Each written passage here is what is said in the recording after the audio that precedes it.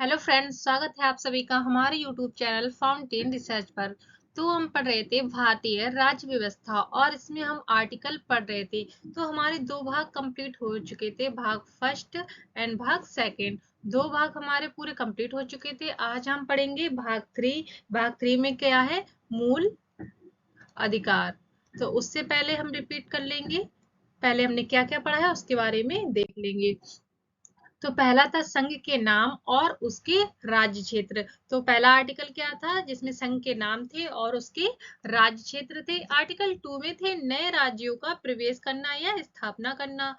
Article third में क्या था? आर्टिकल थर्ड में था नए राज्यों का नाम में परिवर्तन करना और पुराने राज्यों का जो क्षेत्रफल है, सीमा है, उसमें भी परिवर्तन करना। आर्टिकल में 4 में क्या था? आर्टिकल 2 और आर्टिकल 3 है। जो आर्टिकल 2 और आर्टिकल 3 के बारे में जो प्रावधान किया गया है वो किसमें है? आर्टिकल 4 में है। अब आता है सेकंड भाग। सेकंड भाग में क्या है? नागरिकता का अधिकार। तो नागरिकता का अधिकार पहले फिफ्थ में क्या दे रखा है? संविधान के प्रारंभ में नागरिकता, यानी कि संविधान के प्रारंभ में ही नागरिकता प्रदान कर दी जाएगी। अब आता है आर्टिकल 6। आर्टिकल 6 क्या है? भारत से पाकिस्तान, जो भारत से पाकिस्तान प्रव्रजन करने वाले लोग हैं उन लोगों को नागरिकता प्रदान की जाएगी। आर्टिकल 7 में क्या आ जाता है? आर्टिकल 7 में है भारत के लोग जो पाकिस्तान चले गए थे वो भारत आते हैं, उनको भी नागरिकता दी जाएगी। कब? 1 मार्च 1947। 1 मार्च 1947 में अगर वे वापस आ जाते हैं तो उनको नागरिकता प्रदान कर दी जाएगी। आर्टिकल 8 में आता है कि विदेशी भ्रमण। आर्टिकल 8 में क्या होगा? विदेशी भ्रमण, जो व्यक्ति विदेश में घूमने गए हैं या फिर विदेश में नौकरी कर रहे हैं, विवाह कर लिया है, उनकी नागरिकता भी पर्याप्त बनी रहेगी, ना कि उनकी खत्म कर दी जाएगी। आर्टिकल 9 में हमने देखा था कि विदेशी राज्य की नागरिकता स्वेच्छा से अर्जित करने वाले व्यक्तियों की नागरिक ना होना। जो व्यक्ति विदेश की नागरिकता स्वेच्छा से अपनी इच्छा के अनुसार अर्जित कर लेता है उसकी नागरिकता खत्म कर दी जाएगी। आर्टिकल 10 में आता है नागरिकता के अधिकारों का बना रहना। तो इसमें क्या होगा? जब तक कोई भी व्यक्ति देश विरोधी कार्य नहीं करता है तब तक उसकी नागरिकता कोई भी नहीं छीन सकता है। अब आता है आर्टिकल 11। आर्टिकल 11 में संसद द्वारा नागरिकता के अधिकार और विधि द्वारा विनियमन किया जाना। तो इसमें आ जाएगा कि नागरिकता से संबंधित जो भी कानून है वो कौन बनाएगा? संसद। कौन बनाएगा? संसद बनाएगी। संसद द्वारा पारित किया जाएगा। और ये कौन बनाएगा? गृह मंत्रालय। कौन बनाएगा? गृह मंत्रालय द्वारा बनाया जाएगा। अब आगे देखते हैं नागरिकता के अधिकार के नियम। तो हमने क्या पढ़े थे? नागरिकता के अधिकार के कितने नियम है? टोटल 5 नियम थे। जन्म के आधार पर, वंश के आधार पर, पंजीकरण के आधार पर, देशीकरण के आधार पर और भूमि के आधार पर। और नागरिकता छीनी कितने आधारों पर जा सकती है? 3 आधार पर, स्वैच्छिक और समाप्ति द्वारा और अगर हम बात करते हैं, गृह मंत्रालय ने वर्ष 2021 में 1.6 लाख से अधिक भारतीयों ने अपनी भारतीय नागरिकता त्याग दी थी। कब? 2021 में, यानी कि लॉकडाउन के टाइम जब हमारे यहाँ बहुत ही ज्यादा बेरोजगारी थी, उस टाइम लगभग 1.6 लाख से जो अधिक भारतीय थे उन्होंने अपनी नागरिकता को त्याग दिया था और दूसरी देश की नागरिकता अपना ली थी। अधिनियम ने वर्ष 2015 में सीएए यानी कि सिटीजन अमेंडमेंट एक्ट पारित किया था। पहले भारत में प्रवेश करने वाले अफगानिस्तान, बांग्लादेश और पाकिस्तान के धार्मिक अल्पसंख्यक लोग थे। यानी कि जो इस एक्ट के दौरान, कौन सा एक्ट था? सीएए 2015। इस एक्ट के दौरान जो भारत में प्रवेश किए थे पाकिस्तानी, बांग्लादेश, अफगानिस्तान, बांग्लादेश और पाकिस्तान, ये कौन से थे? ये सब धार्मिक लोग थे और अल्पसंख्यक लोग थे। जो कौन सी जाति के थे? हिंदू, सिख, बौद्ध, जैन, पारसियों तथा ईसाइयों। तो ये सभी लोग कहाँ प्रवेश किए थे? भारत में प्रवेश किए थे। तो कहाँ कहाँ के ये लोग थे? ये लोग थे अगर हम बात करते हैं, ये है यहाँ पे पाकिस्तान और पाकिस्तान और कहाँ के, बांग्लादेश के, बांग्लादेश और अफगानिस्तान। पाकिस्तान के ऊपर क्या है, अफगानिस्तान। तो ये सभी लोग कहाँ प्रवेश किए थे, यानी कि यह सभी, यहाँ पर हमारा राज्य है असम, यह सब असम राज्य में आकर सभी लोगों ने प्रवेश किया था। नागरिकता में तेजी लाने हेतु कानून में संशोधन किया गया था। तो उसी दौरान जो भारतीय नागरिकता थी, भारतीय नागरिकता में तेजी लाने के लिए प्रावधान भी किया गया था। अब आगे आता है हमारे मूल अधिकार। ये कौन सा भाग है, भाग 3। तो भाग 3 में हम क्या पढ़ेंगे, मूल अधिकार, यानी कि हमारी कौन कौन से मूल अधिकार हैं उसके बारे में जानेंगे। तो मूल अधिकार की अगर हम बात करते हैं तो ये कहाँ से आया था, यूएसए। कहाँ से आया था, यूएसए से यह आया था। और इसको और अन्य किस नाम से जानते हैं, इसको नैसर्गिक अधिकार भी कहते हैं। क्या कहते हैं, नैसर्गिक अधिकार भी कहा जाता है। और हम बात करते हैं इसके अनुच्छेद 12 की। तो अनुच्छेद 12 में क्या दे रखा है, राज्य की परिभाषा दे रखी है। किसकी परिभाषा दे रखी है, राज्य की परिभाषा, यानी कि राज्य किसी भी व्यक्ति के मूल अधिकारों की रक्षा करेगा। तो राज्य क्या करेगा, मूल अधिकार, किसी भी व्यक्ति के जो मूल अधिकार हैं उसकी रक्षा करेगा। राज्य से मतलब क्या है, यहाँ पे राज्य से मतलब वो राज्य नहीं है कि जो जैसे कि उत्तर प्रदेश हो गया, महाराष्ट्र हो गया, ये सब, इन सब से मतलब नहीं है। तो राज्य से मतलब क्या होता है कि कानून, जो राज्य का कानून है वो क्या करेगा, व्यक्तियों की रक्षा करेगा। अब आता है आर्टिकल 13, यानी कि कानून जो मूल अधिकारों के प्रति असंगति अथवा अप्रतिष्ठापूर्ण है। यानी कि मूल अधिकार कैसा है, मूल अधिकार सीमित है।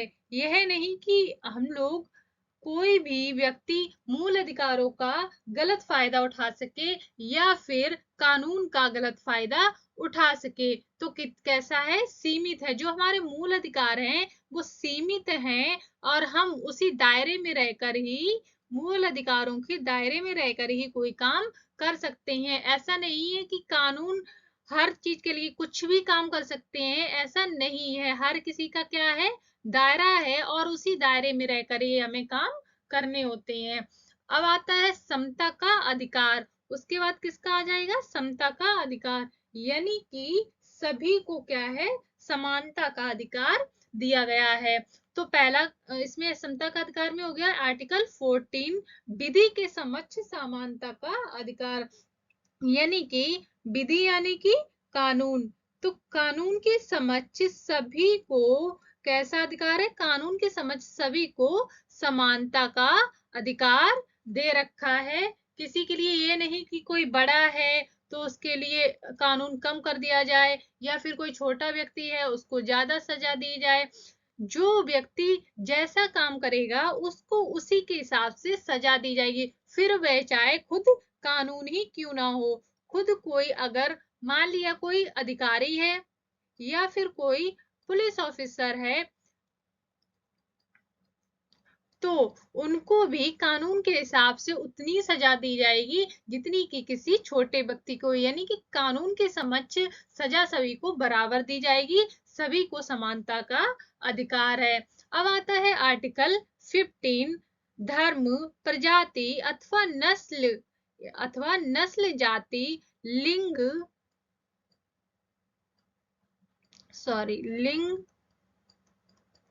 लिंग अथवा जन्म स्थान के आधार पर भेदभाव निषेध है। यानी कि किसी भी व्यक्ति के साथ में जाति, धर्म, लिंग और जन्म स्थान के आधार पर भेदभाव नहीं किया जाएगा कि वो किस लिंग का है, किस स्थान पर पैदा हुआ है, उसकी वजह से किसी भी व्यक्ति के साथ भेदभाव नहीं किया जाएगा। आर्टिकल 16 कहता है कि सार्वजनिक रोजगार के मामले में अवसर की समानता। तो किसकी हो जाएगी इसमें, जो अवसर की समानता, सार्वजनिक रोजगार, यानी कि जो रोजगार है उसमें सभी को समान अधिकार दिया जाएगा। यानी कि जैसे कि मान लेते हैं हम सरकारी, कोई भी सरकारी नौकरी है, सरकारी नौकरी, तो सरकारी नौकरी में हर व्यक्ति को समान अधिकार दिया जाएगा। ऐसा नहीं है कि किसी एक ही के लिए वैकेंसी निकली है, किसी एक ही जाति के लिए निकली है, किसी एक ही धर्म के लिए निकली है, ऐसा नहीं है। सभी जाति और सभी धर्मों के लिए सरकारी नौकरी की मान्यता है। सभी लोग सरकारी नौकरी कर सकते हैं, चाहे वो किसी जाति का हो, किसी धर्म का हो, सभी के लिए अवसर की समानता दे रखी है। अब आता है आर्टिकल 17, इसमें है अस्पृश्यता का अंत। आर्टिकल 17 में क्या दे रखा है? अस्पृश्यता का अंत, यानी कि छुआछूत। अस्पृश्यता का मतलब क्या होता है? अस्पृश्यता का मतलब होता है छुआछूत का अंत। तो इसमें क्या दे रखा है? छुआछूत, यानी कि किसी के साथ छुआछूत की वजह से किसी को पीछे नहीं रखा जाएगा। तो इसमें क्या किया गया है कि अस्पृश्यता का अंत किया गया है, छुआछूत का अंत किया गया है। अब आता है आर्टिकल 18। तो आर्टिकल 18 में क्या दे रखा है? आर्टिकल 18 में है उपाधियों का किसका अंत है? यानी कि उपाधि का अंत। आर्टिकल 18 में है उपाधि का अंत। इसमें किसका अंत किया गया? उपाधि का अंत। जैसे कि किसी राजा की उपाधि हो गई, या फिर कोई शासक बन के बैठ गया है, इसकी उपाधि होगी, तो कोई भी किसी भी उपाधि पर नहीं बैठ सकता है। मान लिया कि अगर हम उपाधि की बात करते हैं, जैसे कि एक शिक्षक, क्या हो जाएगा? शिक्षक। तो वो क्या करता है? शिक्षा देता है। तो यानी कि इसकी क्या हो गई? उपाधि। लेकिन इस तरह की उपाधियों का अंत नहीं है। जैसे कि कोई किसी पर शासन कर रहा है, कोई राजा है, तो इस तरह की उपाधियों का अंत कर दिया गया है। जैसे कि सेना से जुड़े हुए जो लोग होते हैं और भी लोग होते हैं, ये सब इनका अंत नहीं किया गया, बल्कि किसका अंत किया गया है? उपाधियों का मतलब यानी कि जो शासन करते हैं, जो जनता पर शासन करते हैं, उनका अंत कर दिया गया है। अब आता है आर्टिकल 19। सॉरी, आर्टिकल 19 में क्या हो जाएगा? आर्टिकल 19 में है, इसको क्या कहते हैं? संविधान की रीढ़ कहते हैं। आर्टिकल 19 को क्या कहते हैं? संविधान की रीढ़ कहते हैं। तो आर्टिकल 19 में क्या दे रखा है? सॉरी, ये गलत हो गया। आर्टिकल 19 में दे रखा है यानी कि वाक एवं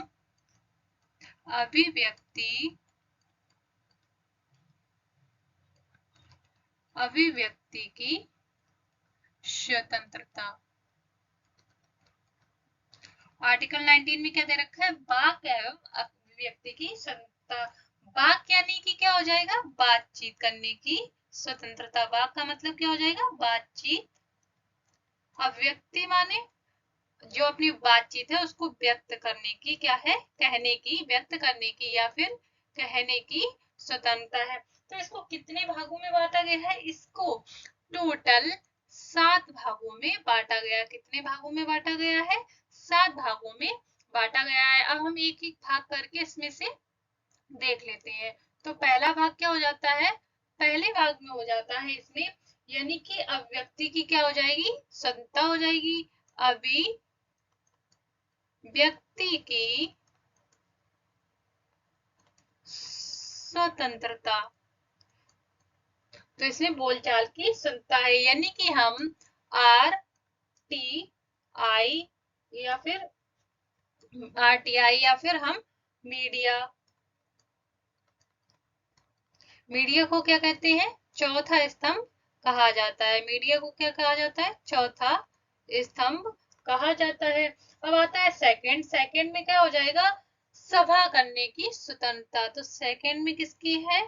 सभा करने की स्वतंत्रता। इसमें क्या हो जाएगा? सभा करने की स्वतंत्रता भी दे रखी है। सभा करने का मतलब यानी कि जो भी, अगर ऐसा नहीं है कि कोई गलत काम के लिए सभा बनाते हैं, एकदम से आंदोलन कर दिया, छेड़ दिया, तो ऐसा नहीं है।